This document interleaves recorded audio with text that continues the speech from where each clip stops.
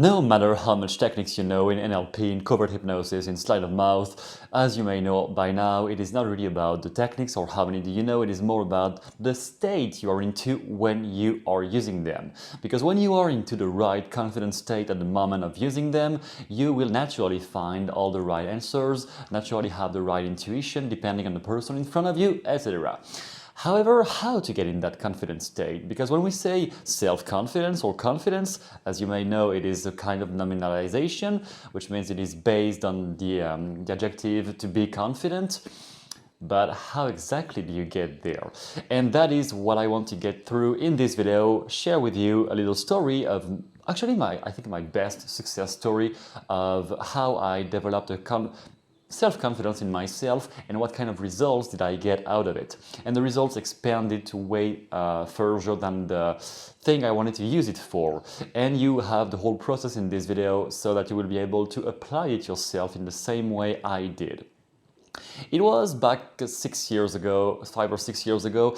I was doing Thai boxing. I used to be a very aggressive person, not physically but verbally. I was constantly assaulting people, a lot of anger built inside myself. So I had started Thai boxing, Muay Thai, to calm myself down, which worked great. It was great for me. And I decided one day to push the challenge way further than what I was used to, which means I decided to compete for real in a real amateur fight against a stranger who was as angry as I was. And the idea was to condition myself mentally to not have any fear or insecurity once inside the ring or before getting inside the ring, completely in state, no matter what happens. Even taking blows in the head, no matter what happens, always staying confident. It was a good challenge, it was a good opportunity for me to use all those NLP stuff I had been studying already, because I had been at this point studying essentially Tony Robbins' Unlimited Power and some other seminars, videos and some tricks. But basically the strategy I used can be found in Unlimited Power, the book Unlimited Power, chapter 6 and 7. If my memory is correct, and the book The Insider's Guide to Submodalities by Richard Bandler. How did I use submodalities to trigger self-confidence? I was not exactly targeting the state of confidence, but I was targeting a kind of internal state that was making me confident inside the ring or whenever I was thinking about it. My strategy, which is very common in NLP, was to take choose the states I wanted to feel more often into the ring. Technically, it was aggressivity, because I was always too scared to take a punch. As anybody who has done martial arts or fighting sports know, in the beginning you're like, you just don't want to take anything and you're like, ah! So I wanted to condition myself to be more aggressive, to be the one leading the dance and not the one being submissive in the dance, which is the essence of fighting. You want to take the lead. And a state of dominance, to be more dominant inside the ring. I wanted to develop that, so I used the very classic process. I used the phrase, okay, I am aggressive inside the ring, or I am dominant inside the ring, and I notice what kind of picture do I get in my head when I say that. I could get a picture of seeing myself, or a picture through my own eyes, or even a mental movie, whatever. You just pick what you see, and then you notice all the submodalities, which means the size of the image. Is it really bright? Is it really colorful? Is it really intense? And then I would do exactly the same thing with a conviction that I had. For example, back in the day, I was studying psychology in college. It was something I was actually doing for real. So I use, okay, I am a student in psychology, or I am going to university every week. Something like this that is just a true conviction. Or you can take I am American, or I am Indian, or your nationality, which is a conviction you have too that is just impossible to refute. And so the same thing, when you say I am in university, for myself back in the day, I am in university, what do I see? What do you see? What do is the picture the same kind of picture? Is it a different kind of mental movie? Do you see more the colors? Do you see a bigger image? Do you see yourself associated inside, whereas the first one you were seeing yourself dissociated? All those kinds of things. The very basic submodalities process, if you don't know what it is, the books I mentioned are the best ones to discover how to do that more deeply. And then, classic switch, I would simply change all the modalities, so using all the code, the internal code of my brain for a conviction, and sticking them on the belief I wanted to implement, which is I am aggressive in the ring, or I am dominant in the ring. And whenever I was doing that, I had a sort of massive shift inside, like it was really, really powerful. So for example, if the first image of me being aggressive in the ring was a very short, tiny image, and the picture of me being in university was a big, bright one, then I would make the first one into a big, bright picture in my head. It may require a bit of training in the beginning if you're not used to it, but I can assure you it gets pretty easy. Once you have done it 2 or 3 times, it gets pretty easy. So I was doing that. Every time, massive shift inside, I was feeling, first of all, like wanting to punch something, and I was feeling much more assertive. I was doing that twice per day, morning, evening, repeating the process with 2 beliefs every time, or you can do 1 belief in the morning, 1 belief in the evening, as you want. And at the same time, I was listening to the same song all the time. It was a song called Hungry by Rob Bailey, which for me was already a song triggering some sense of aggressivity. So using that at the same time I was doing this exercise was creating a very massive, powerful encore with that song in my head. Even these days I avoid listening to that song again, because there has been some side effects to the aggressivity that I don't want to reproduce, so I avoid listening to that song again, but it was very, very, very powerful. I had this encore, and I did that for like 1.5 months before the actual fight. 1.5 months, almost every day, probably skipped a few days, but almost every day.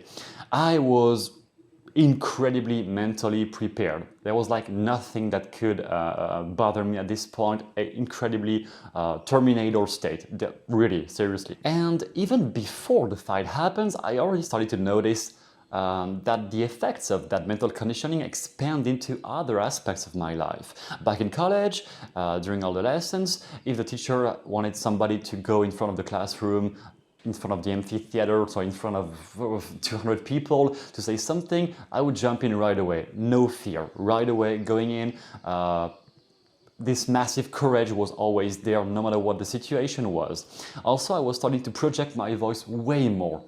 I had a way more powerful voice, projecting it louder, but I was not forcing it in any way. It was just something that had become automatic with all this mental conditioning of being like, I feel dominant inside the ring, but this had expanded to also other aspects of my life. So I was expanding my voice much more, speaking louder, whereas it was not the goal, but I was speaking louder. For example, in those amphitheaters, if I had to speak to the teacher, but I was far away, I would project my voice. I would say, yeah, so what I think is, and when I was doing that, everybody in the morning at 8 a.m. was like, who is that? I was waking up everybody. Known for that back in the day. But it was very fun. And other aspects too, whenever I was interacting with people, I was always taking the lead in a group, always taking the decisions much more easily.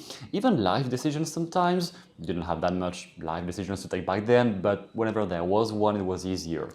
Fast forward, getting into the day of the fight, I simply listened to that song that I had used to encore this state. During 1.5 months, I listened to that song in a loop non-stop during the whole day before my fight starts. We arrived at the gym, I'm in the massive big arena at like 10 a.m. and my fight was only at 5 p.m. But I kept listening to that song, not all the time, but quite often during the whole day. And I can assure you, I was feeling no fear. I was just completely in the present moment. I was completely at ease.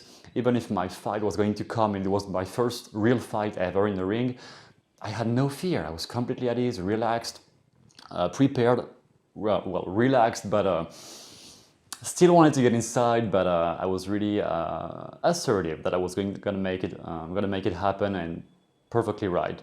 The fight came. I did my best performance ever. I had never done such a performance inside the ring against anybody, even in training. Where there was less pressure, I had never done such a performance, never ever. I even did some moves that I didn't know I was capable of doing. I didn't know where I pulled that from, but it was really a very intense moment, and I think one of the best moments of my life, because I pushed my boundaries so far, way further than I thought possible, that it is really a great memory of, yeah, how far can I go? How much can I do? How far can my capacities go?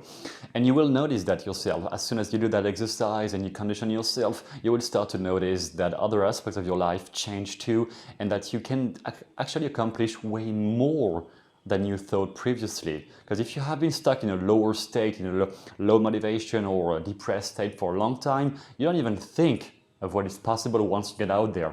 But once you get out there, the possibilities are unlimited, really unlimited.